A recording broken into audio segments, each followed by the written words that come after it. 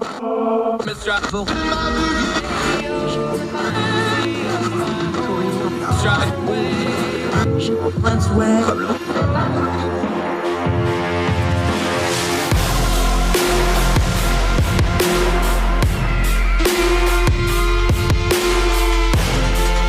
your host, Andrew Donaldson.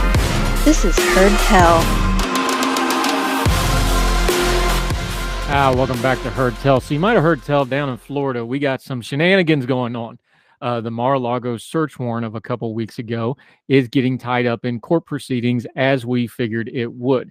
Now there has been the request by the Trump folks of a special master and a stay on the criminal investigation. And over the Labor Day weekend, they got it. A federal judge named Cannon has issued a ruling. It's 24 pages. We are going to link to it, ordinary-times.com. You can read the whole thing for yourself. Please do, because there's a lot of people commenting on it that didn't read it and didn't even read somebody that knows how to read things before they commented on it. And there's a lot of wailing and gnashing of teeth on both sides. Folks, everybody just calm down. Let's turn the noise down on this real quick. What did the judge rule? What did the judge not rule? Again, read this whole thing for yourself. But this is one judge's ruling. Now, the DOJ has to respond to it. There's a couple parts to this. There's a nuts and bolts parts to this.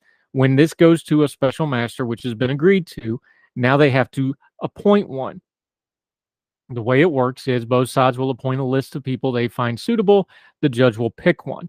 They also have an ability to challenge it. So this thing might go for quite a while. There's also the part of this where the judge temporarily enjoined the DOJ from using the documents they recovered and other materials they covered from whatever ongoing investigation. Now, there's something really important we need to point out here that's been caterwauling on the internet. That did not stop the entire DOJ investigation.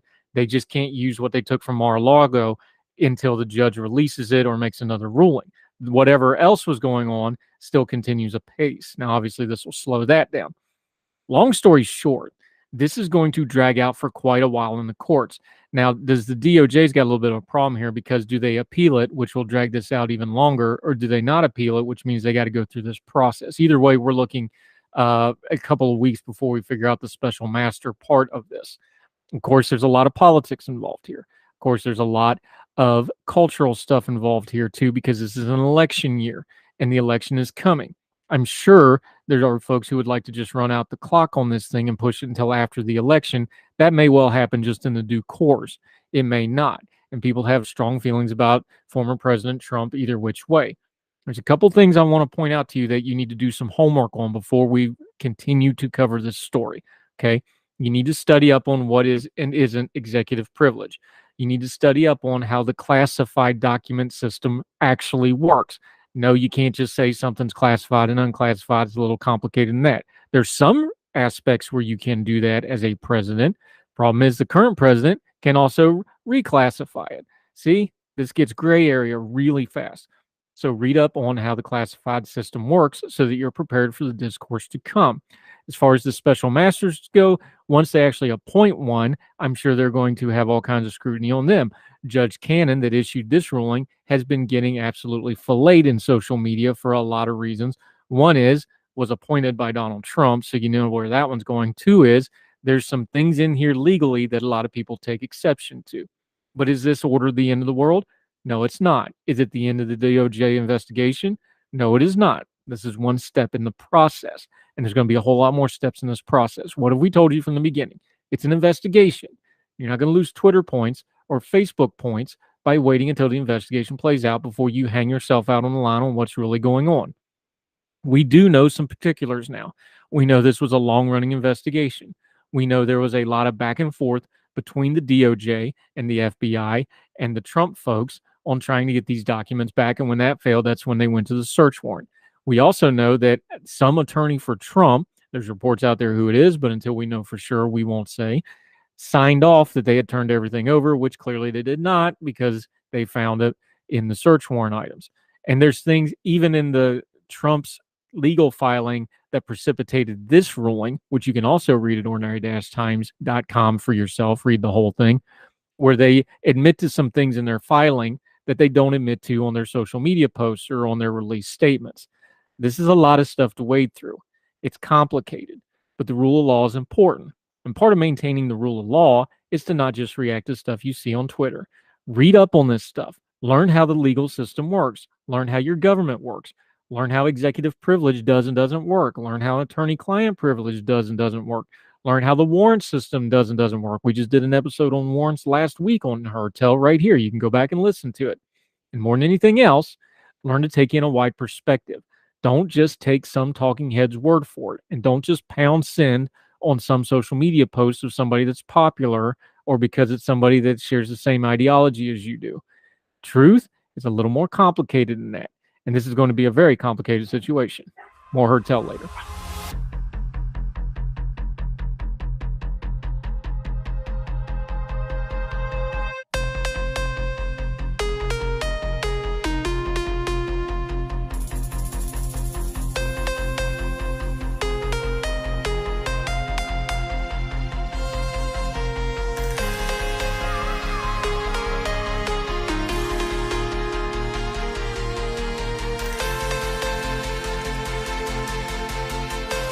Back to Heard Tell. So you might have heard tell that folks have been talking a lot about college lately, especially with the loan forgiveness scheme that the president has come out with. Here's a little background on that. We're not going to talk about the loans themselves, but on people that have major regrets. That is, they regret their majors. Washington Post here opened with that little piece of good business for an opening line. This is Andrew Van Dam writing. Well, on him, he said, nearly 2 in 5 American college graduates have major regrets that they regret their major. The regretters include a healthy population of liberal arts majors who may be responding to pervasive social cues. When he delivered his 2011 State of the Union address, former President Barack Obama plunged math and science education and called out Americans to out-innovate, out-educate, and outbuild the rest of the world. We haven't done that. We sure have outspent everybody else on per capita per student, but we'll talk about that some other time. Since then, back to Andrew Van Dam, the number of new graduates in the arts and humanities has plunged. Meanwhile, nearly half of the humanity and arts majors have studier's remorse as of 2021. Engineering majors have the fewest regrets. Just 24% said they'd wish they'd chosen something else. As a rule, those who studied STEM subjects, science, tech, engineering, mathematics, are much more likely to believe that they made the right choice. There doesn't seem to be much relationship between loans, gender, race, or social selectivity and your regrets. Though, as you may have guessed, our analysis of the Fed data says that the higher your income is, the less you regret your major in college. Funny how that works out. Now, there's a lot of charts and graphs here, but the one I wanted to point out to you is this data point. In the decade since our national pivot to STEM, 2011 to 2021 is the data set here. The number of people graduating with computer science degrees has doubled. Every STEM field notched significant gains. Nursing, exercise science, sports medicine, environmental engineering, and math and science statistics are all up by at least 50%. In humanity, only 2 increased: cultural, ethnic, and gender studies, and linguistics. What's really interesting here is you have to go way down this list before you get to culture and ethnic studies and linguistics. Look at the majors that are in front of them: criminal justice, psychology, economics. This is working backwards. Physical science, law, agriculture, public administration, arts, physics, criminology, biology, computer and electrical engineering, environment and conservation, health and medical, math and statistics, exercise science, nursing, and the aforementioned computer science that has grown almost 150% in the last decade.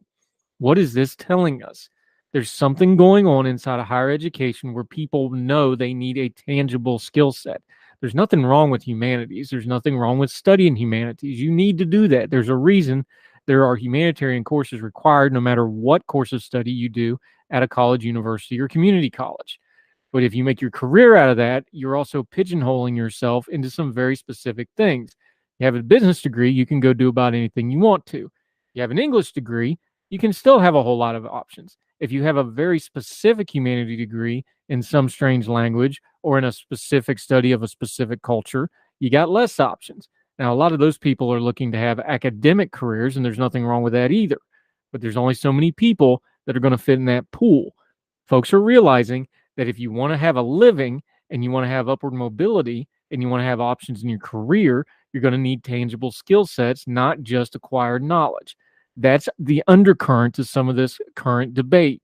People that are taking out student loans and are upset about it are usually the folks who can't make enough money now to pay off their loans. Now, a lot of people just want to assign blame there, but aside from whose fault that is, and the system is predatory, and it is people's responsibility when they sign on the dotted line, somewhere in the middle of there, we got to understand that this system is funneling people into college degrees whether they want them or not. And if they funnel them into things like humanities, they need to be more upfront and transparent about their job prospects. Folks that are upset about their degree choices is not a new thing. That's been going on as long as people have been getting degrees. When you start throwing debt on top of it and you start putting a predatory system on top of it, and now we're putting government schemes where the 60% of Americans who did not go to college are going to wind up with increased costs in various things to pay off the loans of those that did. This is a conversation we need to have as a root cause as well. It's not just paying for college and who goes to college. It's the quality of the college and what they're learning once they get there. And that involves everybody, because everybody's going to end up having to deal with this mess at some point, because there's no end in sight to the issues with higher education in America. More Hertel right after this.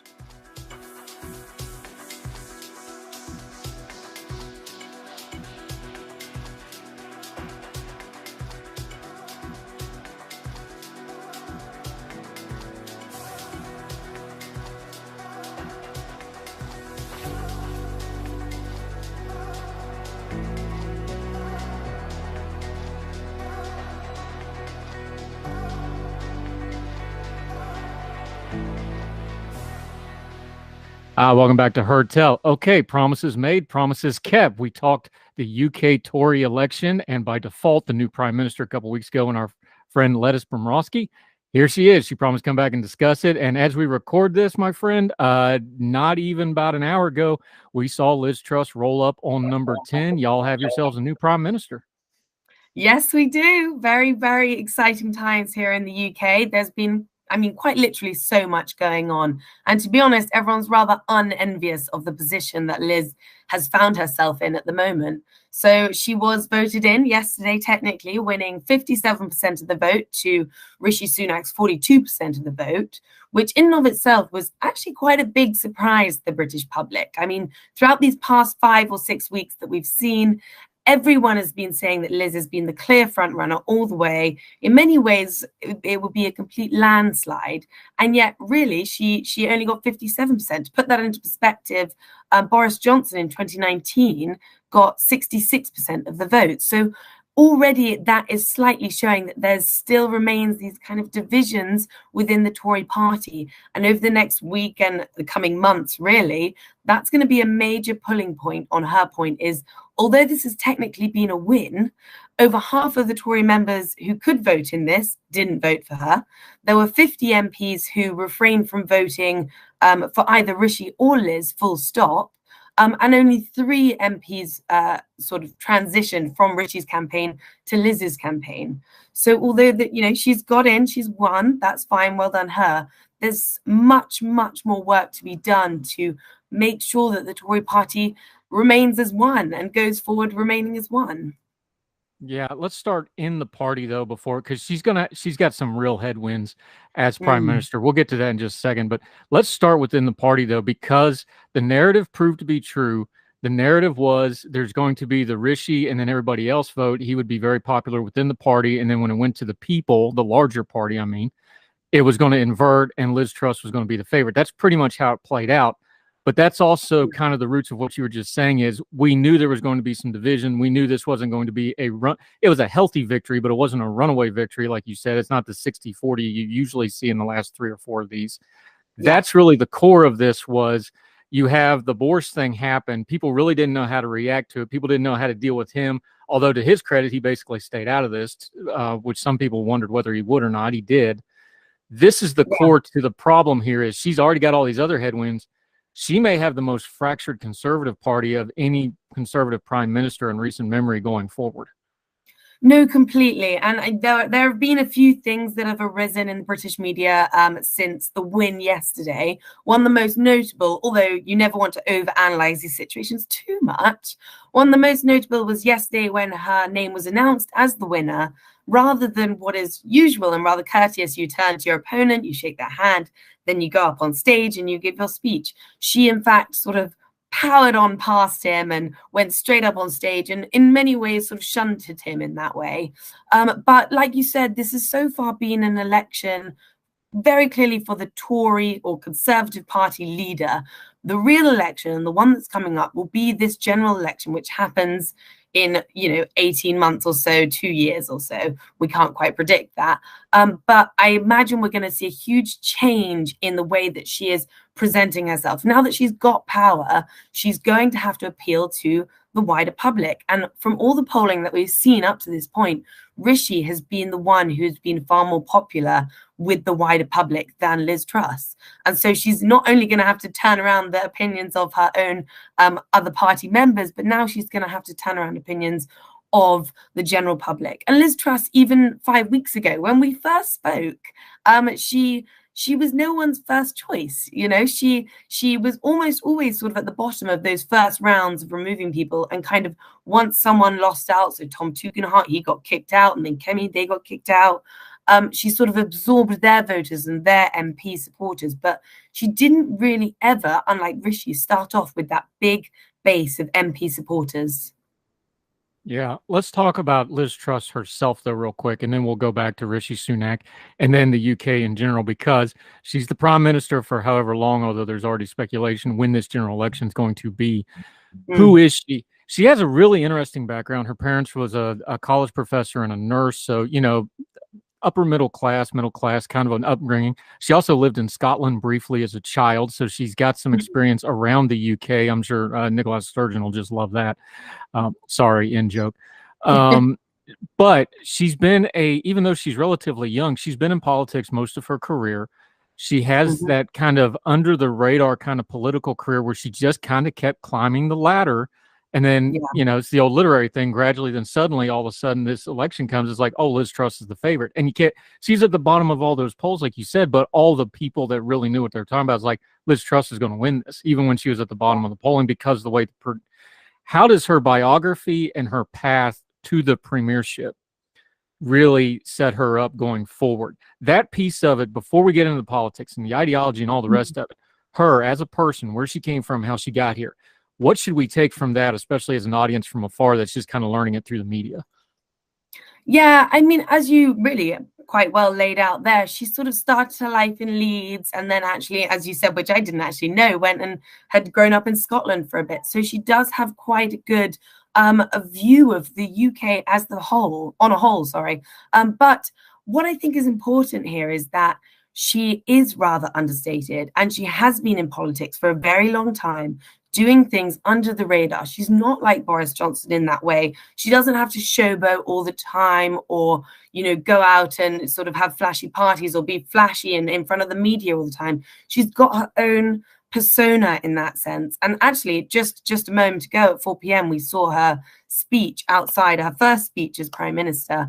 And it gave off a rather more somber and serious tone that I think will be sort of who she is going forward. She's not going to be the very flowery languaged Boris or the very overt Boris or making jokes all the time. She is more serious. And I think a lot of that clearly does come from her background and her past political history, where she's just sort of got the job done and kept going forward. For example, like when she was International Trade Sec and we had just left Brexit and we needed all these trade deals done and got over the line in order to sort of move on to the next step and keep pushing forward with this huge swathe of new issues and policies we had to come up with because of Brexit.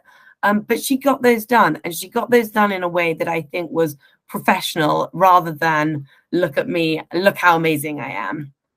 Yeah, I will miss Boris busting out classical Greek in the original Greek from time to time. That was one of the more fun things he did. My dad was a Greekophile, so I'm used to that.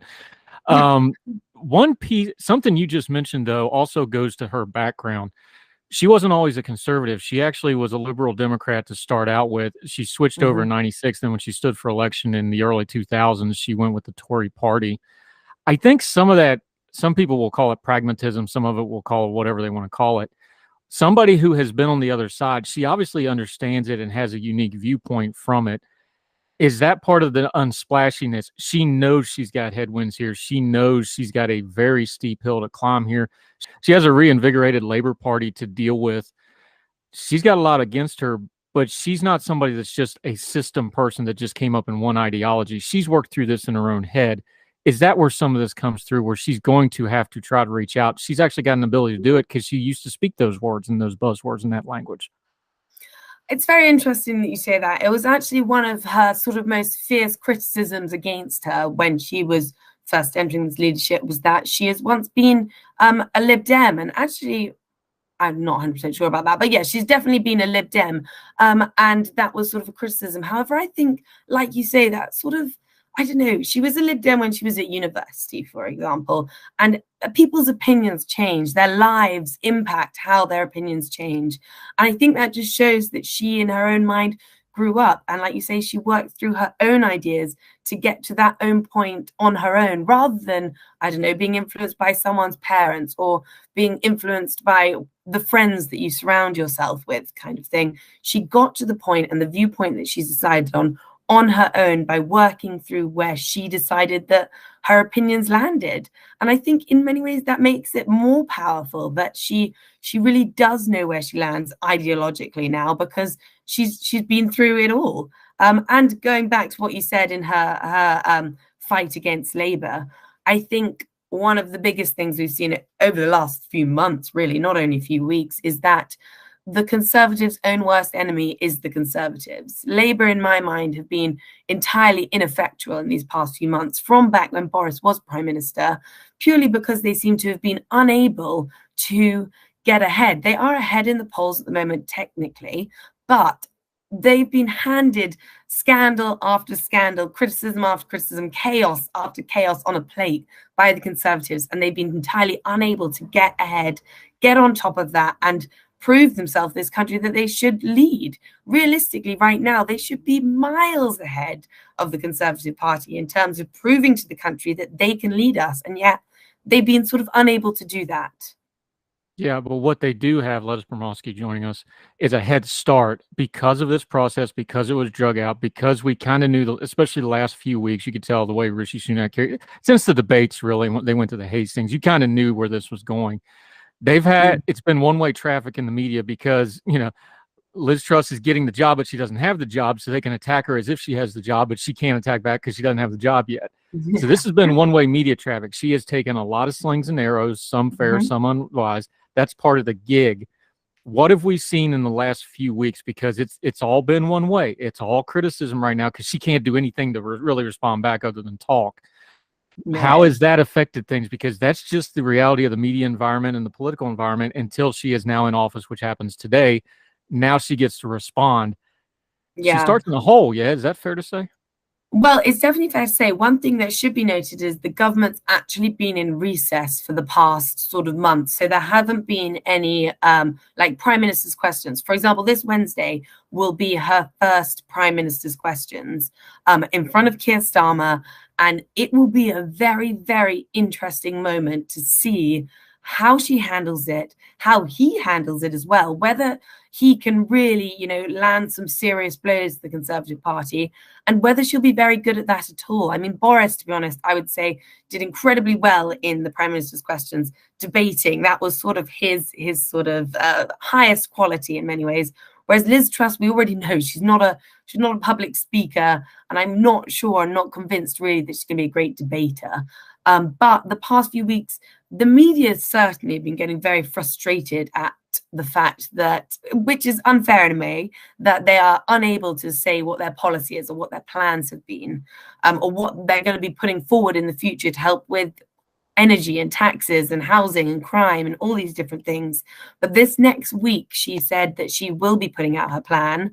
And so this next week is going to be absolutely fascinating with all the new things that will be coming out, plans coming out. It's going to be a real feast in many ways. Yeah, I won't miss it because they brought Sky News' app does it live. I never miss Prime Minister questions because it's first thing in the morning here. I listen to it with my kids going to school. It's kind of a tradition. You mentioned it. This is always going to be the comparison as a woman Prime Minister. She's going to get compared to Theresa May. And of course, Margaret Thatcher, fair, unfair, doesn't matter, especially Prime Minister questions. Theresa May did very well at it. Margaret Thatcher is legendary at it. Yeah. She's not that style, though, even though Theresa was more plutocratic, if that's a word, but she was very good at it. Of course, she had Jeremy Corbyn to work off of. She does get Keir Starmer, who's not exactly setting the world on fire. No, but the comparison, that comparison isn't going to hold up in her style when it comes to things like PMQ, when it comes to things like public speaking. What should she concentrate on style-wise? Because let's be honest, politics is style. You have to speak. You have to perform on TV.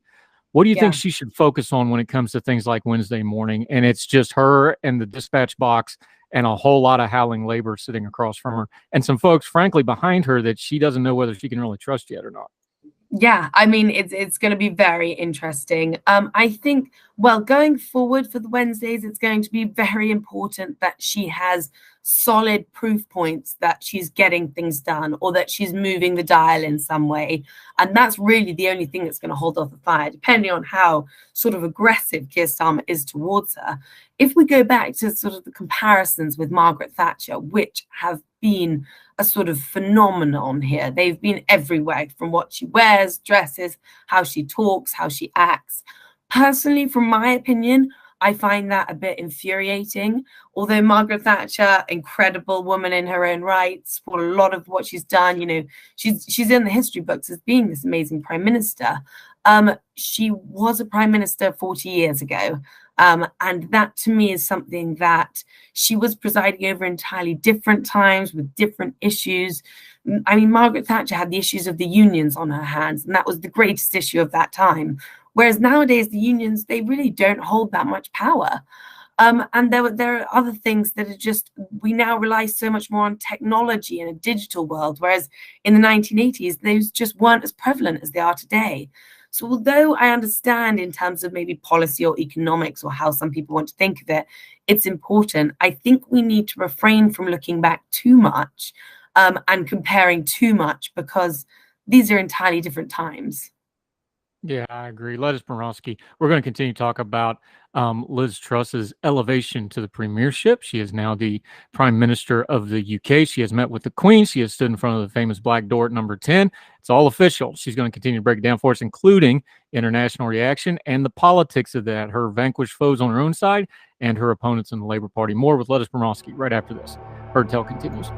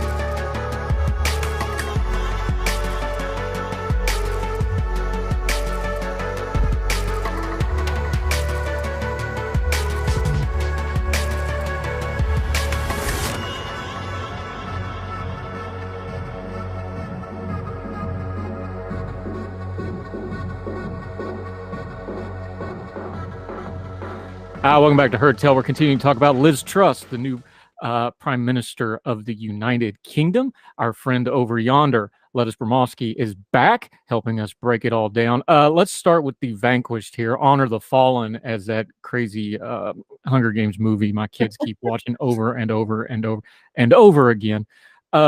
Rishi Sunak, where does he go from here? I know he resigned his post, which was kind of expected.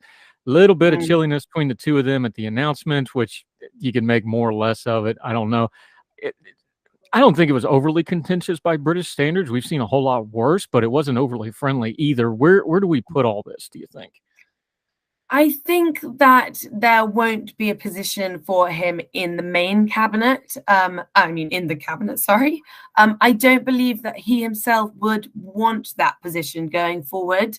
Although throughout this entire campaign, they've been talking about how they'll unite behind it and all of these different things, and they're one party. And in many respects, that's right. All their viewpoints, they agree on far more things than they disagree on. I think that for him now, he wouldn't accept a position. There was a lot of talk up until today that he might be offered health secretary, because he was obviously not going to be offered Chancellor of the Exchequer, considering a lot of the campaign was built around their differences on economic opinions. But health secretary, however, that has today gone to Theresa Coffey, who, what we're seeing with Liz's new cabinet, again, one of the criticisms that is coming out of this is that she's appointing a group of people who are largely inexperienced and unheard of outside of the Westminster bubble, I should say. So Theresa Coffey, who today, the first appointee of Deputy Prime Minister and Health Secretary, has risen from her position as Secretary for the Work and Pensions, and prior to this, she'd held a few roles in the Whip's office, to now being pretty much at the centre of government, holding the second most powerful position in this country, and Health Secretary, which is in and of its own right a huge role within the cabinet. And it's been a significant rise for her. There have also been other people like James Cleverly, who's predicted to be the Foreign Secretary. But again, that's a name that people haven't really heard of before. And this sort of goes on and on. The only one that she has, or supposedly, this is all speculative except for Theresa right now, is that Kwasi Kwarteng will be the new Chancellor of the Exchequer. And he has previously been Secretary for Business, and is believed that he's done a very great job there, to be honest. He also runs COP, and he's been in charge of all of that. But again, it's this, what we'll be seeing actually right now, probably while we're discussing this, but people will be going into that black door, into number 10, and they'll be being appointed these positions. And so really that will be her first major step as Prime Minister, to see who's going to get these roles and what sort of future that means we'll be looking at. Yeah, and Rishi Sunak, he's a young guy. He's in his early 40s. He's very ambitious. He's really smart. He sees what everybody else is seeing, everybody else prognosticating. Is like, look, there's going to be a general election sooner rather than later. He probably just wants to stay clear of whatever happens, and then he wants to be the next guy up. Is that kind of what everybody's seeing here? Is he's just going to step aside, sit on his back bench, let it fall where his may, and then he'll come in and see what happens next and be the next guy up? Yeah, there's so much truth to that in many ways, which almost seems unfair. But Liz, not even a criticism. I mean, that's just kind of, that's the road in front of him. I don't really blame him, but that's what it is. No, completely. And for her to even be seen in history as good, she's almost going to have to be exceptionally great in many ways. And although we say she's got 2 years till the next general election, or 18 months or whatever, realistically, she's actually only got about, I would say, 2 months until we're in the depths of this winter energy crisis that we're going to be in.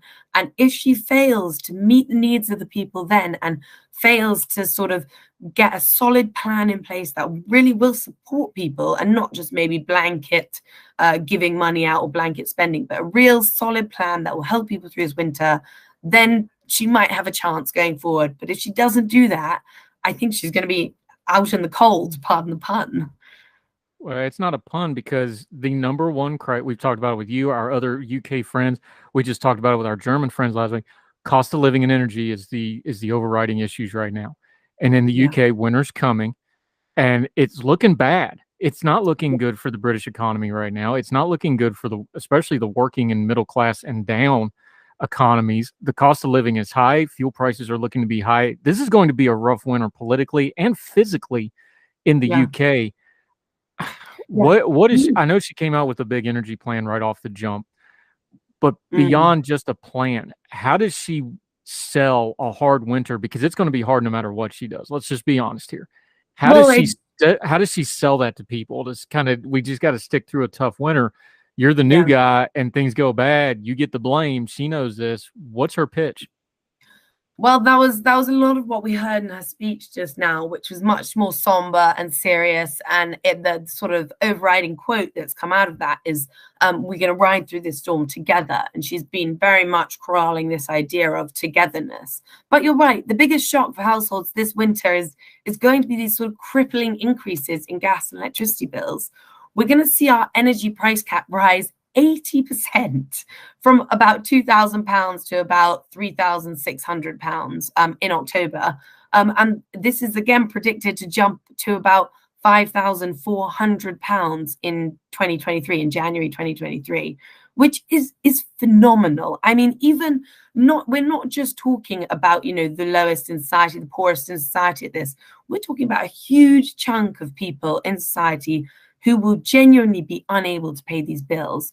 What she has been coming out and saying is promising that not promising just yet, but saying that she will freeze the cap on gas and electricity bills at about 2,500. So this is still an increase from what it is at the moment, but she'll put this freeze on for the next 2 winters, and it will allow, I think, about, I can't remember exactly, sorry, but that's meant to help a higher proportion of people with this. But again, it's going to create a cost of about 90 billion, which will be supposedly funded by government loans. And again, it's adding to the more and more debt. And the criticism at the moment is this is simply kicking the can down the road for the next generation to deal with.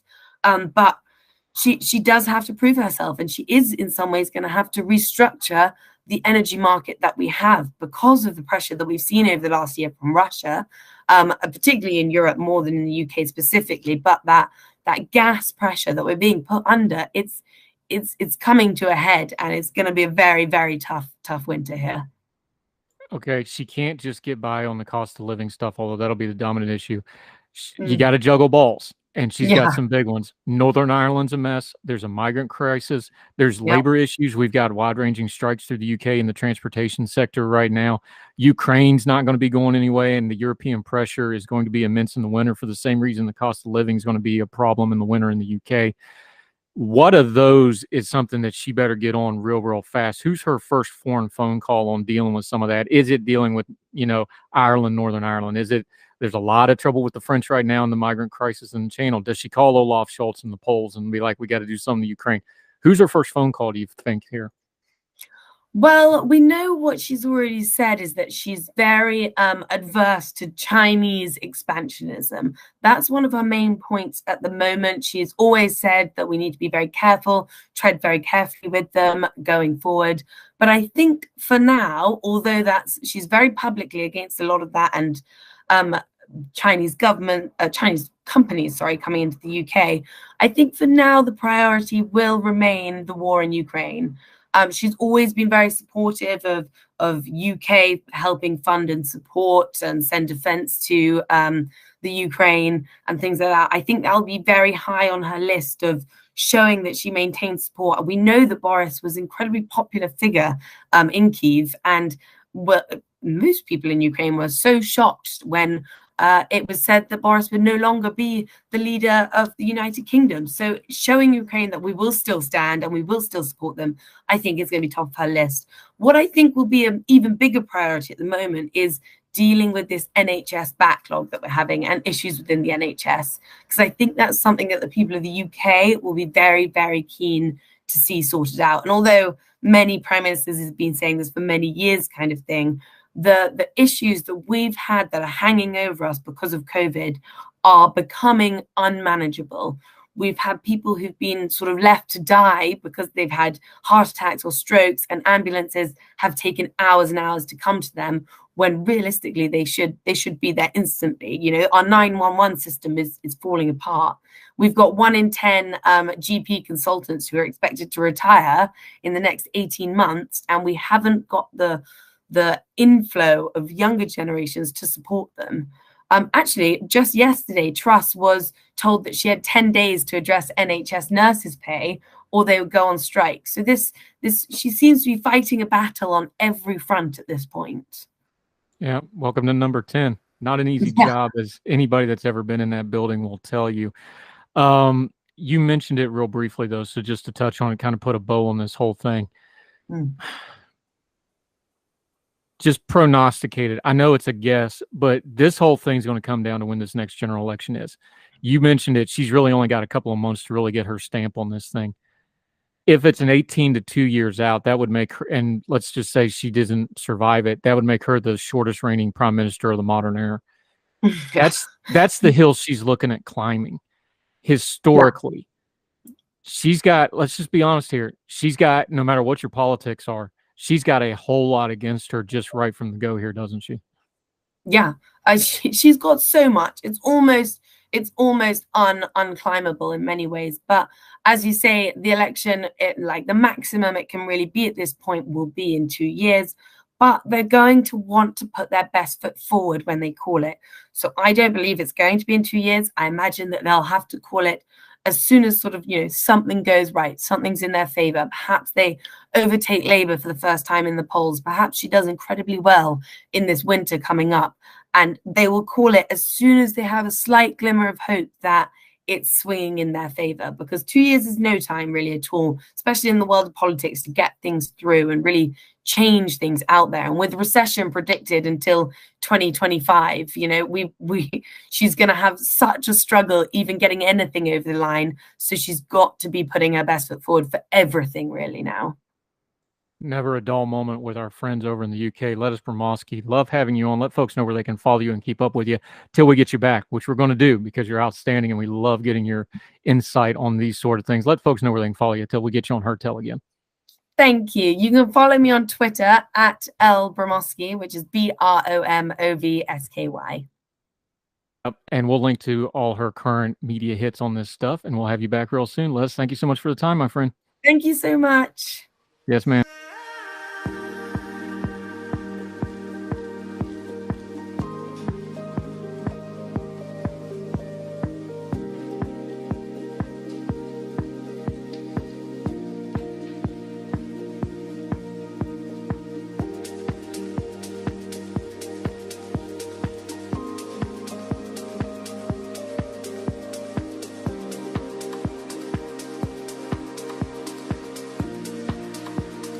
Welcome back to Heard Tell.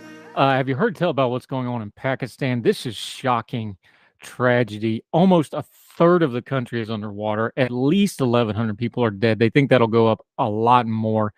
14% of the population directly affected by generational flooding. It is absolutely apocalyptic. There was a news reporter for the BBC, and she was doing a live hit, and you would have thought she was in front of a lake, and she's like, no, there's no water within 30 miles of here. This is how much rain they've had. On top of it all, the Pakistani government controversially decided to breach one of the dams of one of the largest lakes in the country. That didn't work. It caused even more flooding. They may do it again. It is a god-awful mess over there. It is an absolute tragedy. It is a terrible tragedy. This is from PBS. Flooding caused by torrential monsoon rains have claimed the lives of more than 1,100 people in Pakistan since June, while millions have been left stranded and desperate for immediate aid. Pakistan has received nearly 3 times its national 30-year average just this season.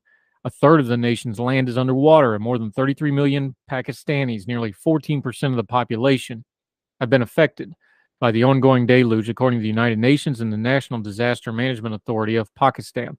About 735,000 livestock have been lost and more than 2 million acres of farmlands have been damaged. This is the part of the story you got to understand. The region that's really getting hit here, the central regions of Pakistan, that's where they grow their food. That's the agricultural regions. That's where their livestock are. This is going to have multiple year effects, this flooding. And a significant toll, back to PBS, for Pakistan's agricultural sector, which accounts for almost a fifth of the nation's GDP and employs more than a third of the nation's workers. Pakistan's top climate official called the crisis a climate-induced humanitarian disaster of epic proportion. Pakistan was already facing disastrous effects. Now the most devastating monsoon rains in a decade are causing incessant destruction across the country. U.S. aid announced Tuesday it will be sending an additional $30 million in humanitarian assistance to Pakistan. The United Nations Central Emergency Response Fund already agreed to $3 million in urgent health, food security, water, sanitation, and nutritional services. That money will go to the 90,000 Pakistanis who have been the most affected.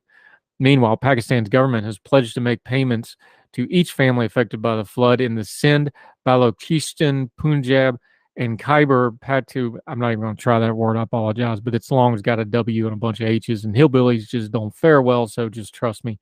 Provinces under the flood release cash assistance program, they're going to spend the rough equivalent to 74 million US. They've already dispensed more than 250,000 families. As the flood ravaged country waits for more assistance from around the world, here's some of the ways you can help. I don't recommend UNICEF, but that's listed here. Pakistan Red Crescent Society, that's their equivalent to the Red Cross, is monitoring. They're active in 92 district branches. Humanity and Inclusion is working to distribute food. International Medical Corps has 4,500 patients within the Khyber province that are giving out water purification tablets to combat the spread of waterborne illnesses.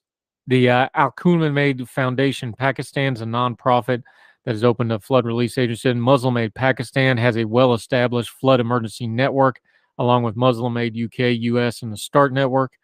Pakistani cricketer Shahid Afridi's foundation, which has been active since 2014, has set up a specific relief operation in the Balochistan province. I apologize if I'm saying that wrong. It's helping more than 4,000 households through the Sindh and Balochistan provinces by distributing food. All these links will be in the show notes if you want to give. If you can give, please do. Again, this is not just the flooding. This is taking out the heart of their agricultural sector, which means this season and probably next season, they're going to have all kinds of food shortages and other issues. A third of the country underwater, a massive humanitarian disaster. Pray for those folks. If you can give to those folks, great. We'll continue to update the story as we go forward on Heard Tell.